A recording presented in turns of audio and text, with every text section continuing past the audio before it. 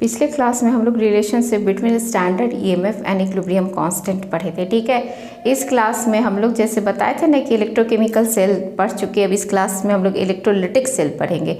तो मेरा हेडिंग हो जाएगा कि इलेक्ट्रोकेमिकल सेल कैसे इलेक्ट्रोलिटिक सेल में चेंज होता है, तो इसको थोड़ा बताना चाहेंगे, ठीक है ना। तो हेडिंग क्या बताए, electrochemical cell changes into electrolytic cell, ठीक है ना। किस में चेंज हो रहा है, इलेक्ट्रोलिटिक सेल में चेंज हो रहा है, ठीक है ना, इलेक्ट्रोकेमिकल सेल। तो जरा सा ध्यान से देखना कि कैसे, याद है ना, इस साइड क्या था, जिंक था, इस साइड कौन सा इलेक्ट्रोड था, जिंक का इलेक्ट्रोड था, और सॉल्यूशन क्या था, ZnSO4 था। ऊपर वोल्ट मीटर लगाए थे, तो इसका वोल्ट अगर निकाले थे E0 सेल, तो हम लोग का E cathode minus E anode जब निकाले थे, E0 cathode minus E0 anode, तो क्या आया था, 1.10 वोल्ट आया था। ये कॉपर है और CuSO4 का सॉल्यूशन है, ठीक है। तो देखो 3 केस पढ़ लेंगे, इसी से क्लियर हो जाएगा। तो केस वन पढ़ रहे हैं, ठीक है ना। केस 1 है when external opposing potential, when, ठीक है ना, एक्सटर्नल अपोजिंग, ठीक है ना,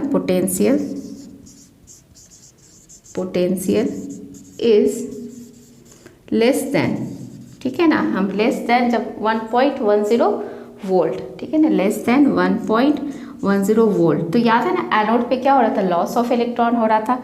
तो एनोड का रिएक्शन हम लोग लिख दिए। एनोड का क्या, जिंक में से 2 इलेक्ट्रॉन निकला, किस में गया था, Zn2+, और कैथोड पे क्या हुआ था, कैथोड पे Cu2+ जो है वो 2 इलेक्ट्रॉन को गेन करके किस में गया था, कॉपर में गया था। कोई प्रॉब्लम नहीं, ठीक है। तो जो इलेक्ट्रॉन फ्लो करेगा वो किधर से किधर जाएगा, इलेक्ट्रॉन का मूवमेंट जाएगा जिंक टू कॉपर जाएगा। इलेक्ट्रॉन किधर से किधर जाएगा, जिंक टू कॉपर, ठीक है ना। अब केस 2 में आ जाओ। Case 2, when external opposing potential, when external, ठीक है, अपोजिंग पोटेंशियल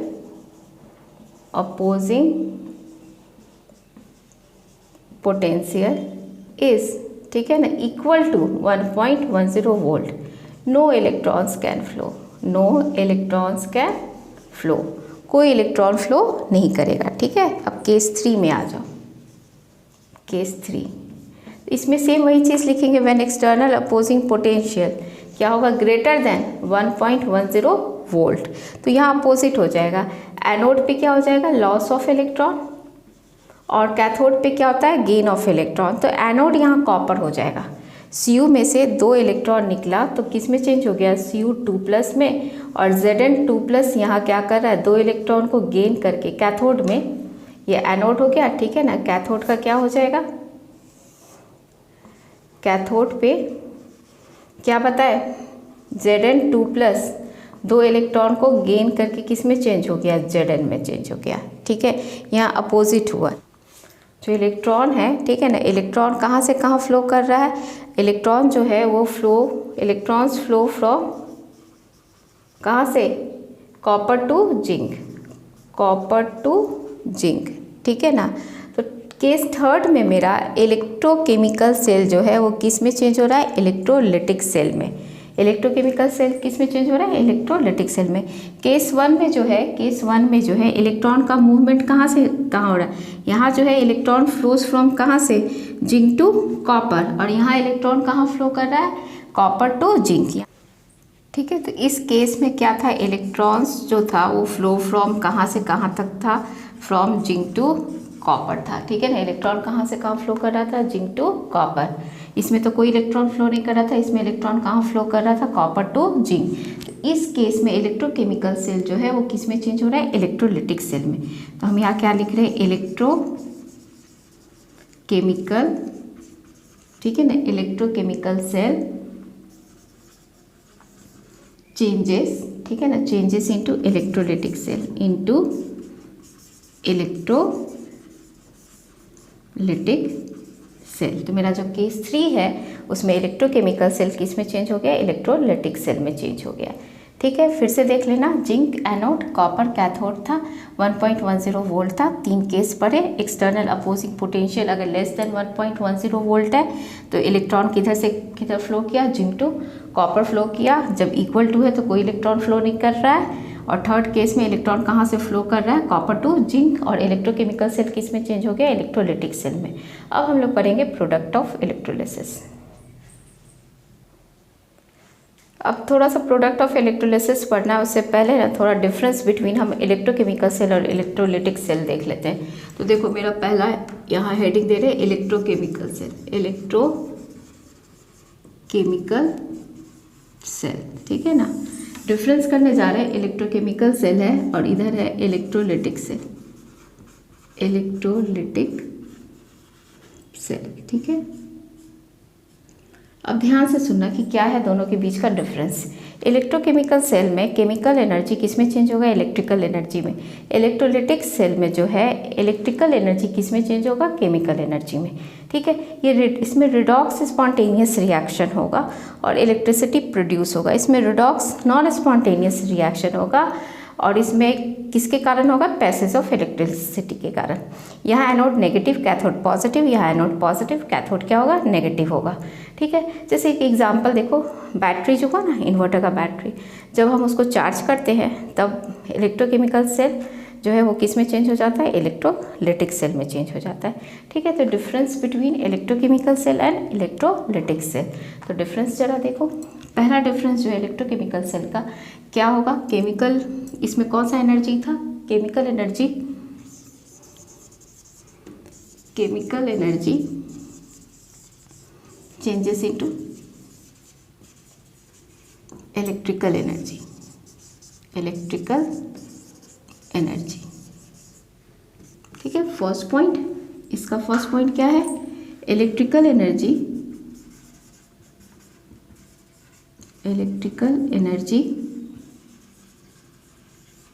ठीक है ना, changes into chemical energy. Electrical energy किस में चेंज हो रहा है, केमिकल एनर्जी में चेंज हो रहा है, ठीक है। सेकेंड पॉइंट आ जाओ, क्या बताया, redox spontaneous reaction, spontaneous reaction and electricity is produce, electricity is produced, ठीक है, इलेक्ट्रोकेमिकल सेल में। अब इसमें आ जाओ, इसमें क्या हो जाएगा, redox non spontaneous reaction, non spontaneous reaction due to passage of electricity, ठीक है ना, due to passage of electricity, ठीक है। स्पॉन्टेनियस रिएक्शन किसको बोलते हैं, जो अपने आप हो जाता है। नॉन स्पॉन्टेनियस जिसको हम लोग करते हैं, ठीक है ना, कुछ हमको इनिशिएट करना पड़ता है रिएक्शन करने के लिए, ठीक है, एनर्जी लगाना पड़ता है। थर्ड है, यहाँ क्या बताए थे, एनोड जो है वो नेगेटिव और कैथोड जो है वो क्या था, पॉजिटिव था। यहाँ थर्ड केस में एनोड जो है वो क्या हो जाएगा, पॉजिटिव, और कैथोड जो हो जाएगा वो क्या हो जाएगा, नेगेटिव हो जाएगा। ये ध्यान देना है।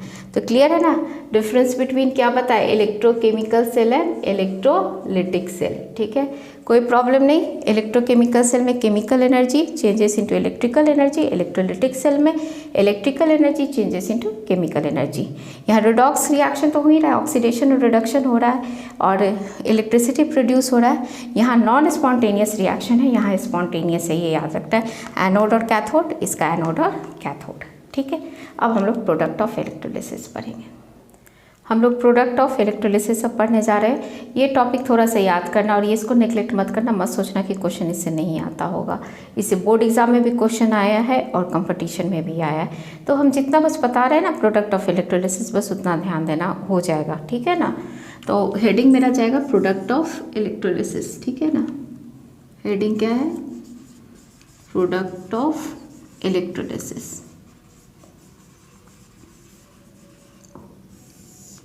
ठीक है।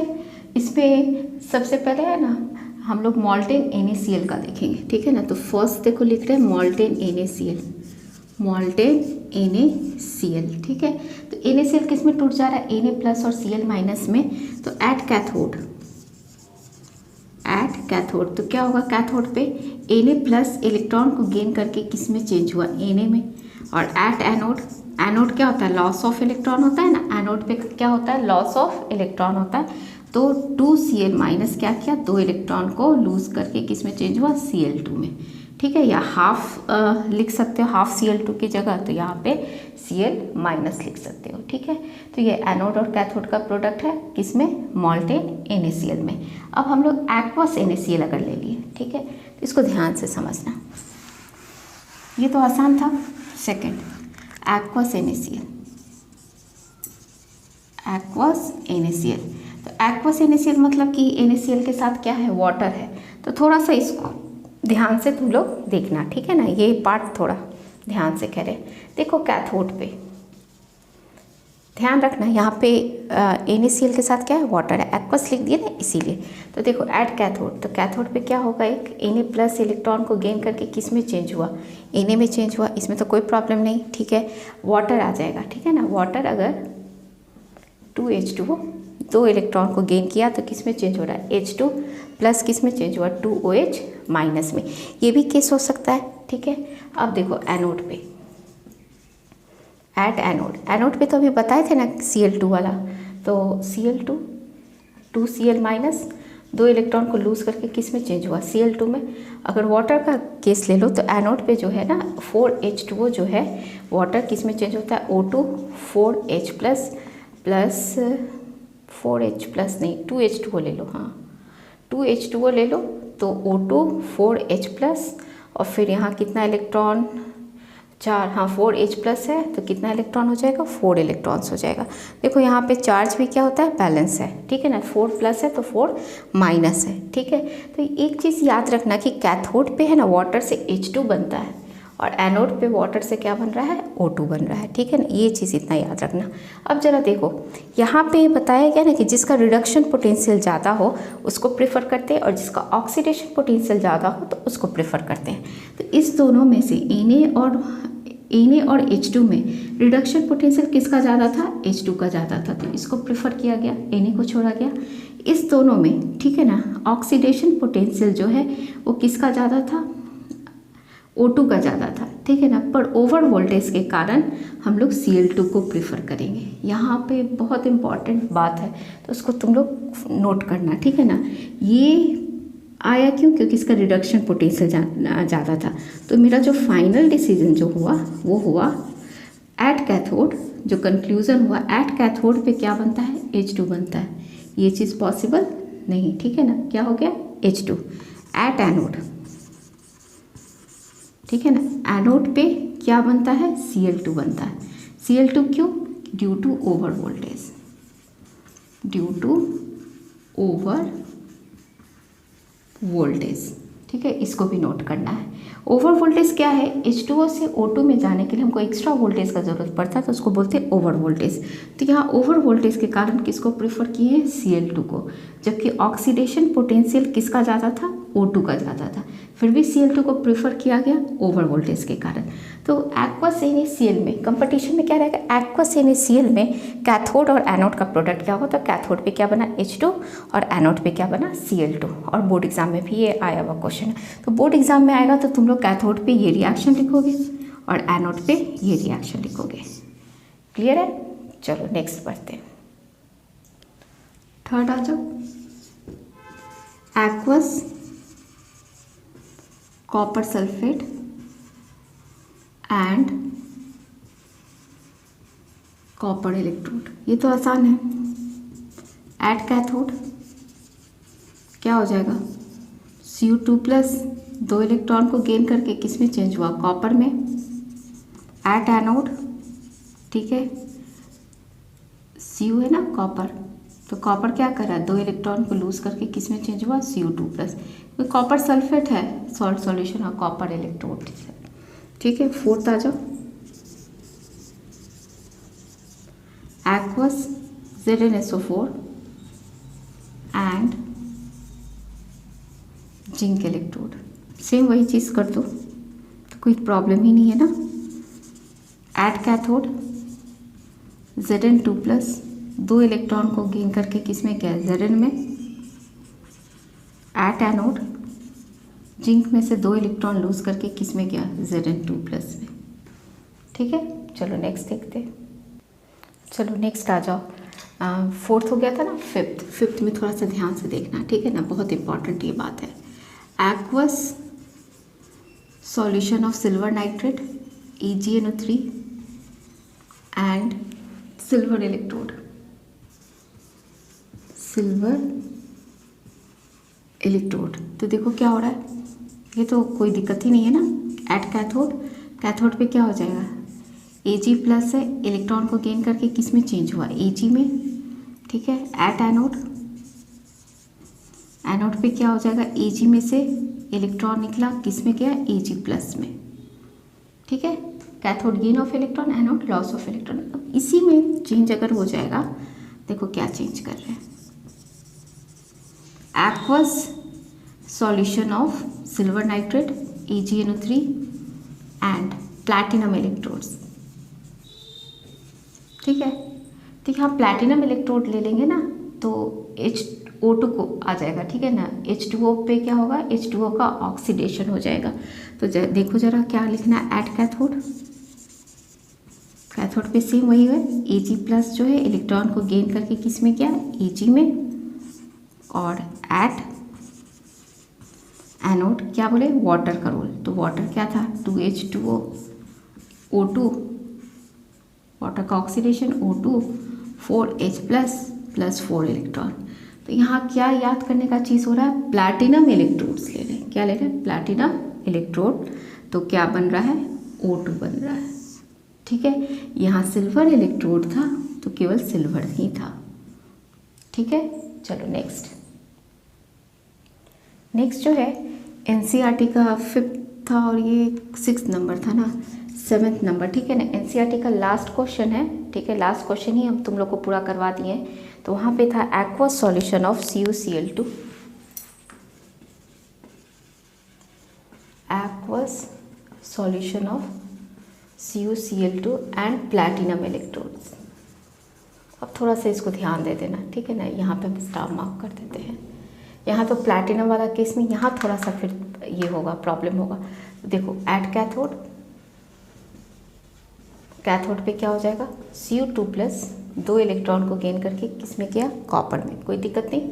अब एट एनोड आ जाओ, वहाँ पे एनोड पे वाटर का रोल था, पर यहाँ एनोड पे है ना Cl- है, 2Cl-, 2 इलेक्ट्रॉन को लूज करके किस में गया, Cl2। यहाँ भी रीज़न क्या है, वही सेम चीज़ क्या बताए थे, due to over voltage. Over voltage मतलब H2O से O2 में कन्वर्ट करने के लिए इस केस में एक्स्ट्रा वोल्टेज का हमको ज़रूरत पड़ रहा है। ठीक है, अब लास्ट है इलेक्ट्रोलाइट का केस। ठीक, इलेक्ट्रोलाइट का केस में आ जाओ। ये भी NCERT का क्वेश्चन है, डाइल्यूट H2SO4 प्लैटिनम इलेक्ट्रोड। ठीक है ना, तो H2SO4 तो जान रहे कि किस में टूटता है, H+ और HSO4-, पर यहाँ डाइल्यूट है मतलब वाटर ज़्यादा है। तो एट कैथोड, कैथोड पे क्या हो जाएगा, gain of electron 2H+, 2 electron को गेन करके किस में किया, H2 में। एट एनोड, एनोड पे क्या आ जाएगा, वाटर, वाटर का तो रिएक्शन अभी बताया ना, 2H2O किस में चेंज हो रहा है, O2 + 4H+ + 4 इलेक्ट्रॉन। ठीक है ना। अब कंसनट्रेटेड H2SO4 ले लिए, कंसनट्रेटेड H2SO4, तो क्या हो जाएगा कैथोड पे, कैथोड पे सेम वही ना, 2H+ क्या कर रहा है, 2 इलेक्ट्रॉन को गेन करके किस में चेंज हुआ, H2 में। ठीक है, और एट एनोड, एनोड H2SO4 तो हम लोग को मालूम है ना किस में टूट जाता था, H+ और HSO4- में, इसी में टूटता था ना।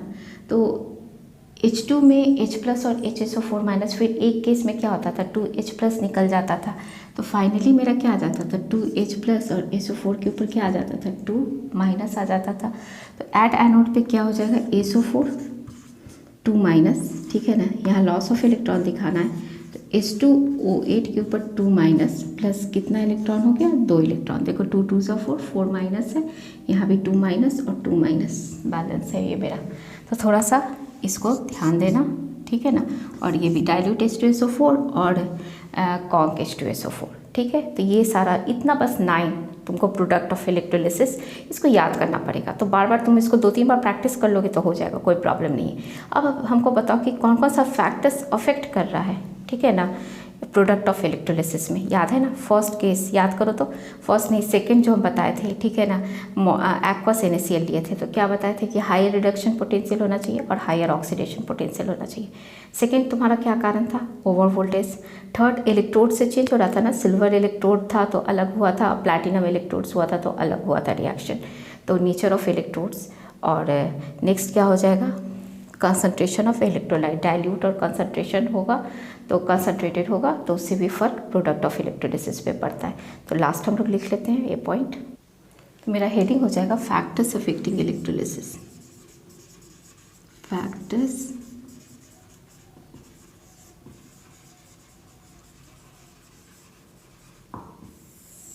अफेक्टिंग इलेक्ट्रोलिसिस, ठीक है ना। फर्स्ट क्या था हम बताए थे, high reduction, high standard reduction potential. High standard reduction potential, कोई प्रॉब्लम नहीं। सेकंड हो जाएगा हाई स्टैंडर्ड ऑक्सीडेशन पोटेंशियल, ठीक है। थर्ड मेरा क्या था, ओवर वोल्टेज। फोर्थ क्या था, नेचर ऑफ इलेक्ट्रोड्स। और फिफ्थ क्या था, कंसंट्रेशन ऑफ इलेक्ट्रोलाइट।